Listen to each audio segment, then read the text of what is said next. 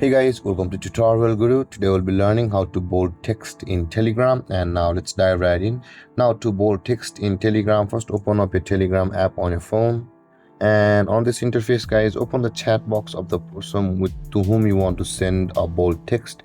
Now on this over here guys, I have just typed hello, or you can type any message you want to send a bold text guys. After you have typed your message on the message bar, tap and hold on the message and select all of the message. You can see guys, in order to bold the particular text which you want to bold and send it on Telegram, select that text on your chat box or your message bar like this, and this kind of interface will appear where there is the three dotted icon over here guys. You can see just beside the spoiler, when we tap and hold on that text, it appears again. Tap on the three dotted icon and you will be able to find many things over here. Now in order to bold it, you can see the bold option available for us just below the select all. Tap on bold and that text will be bolded when you send it, and that text will be bold on their Telegram account chat box as well. And that being said guys, this is how to bold a message on Telegram. And if you have any confusions or questions regarding the topic,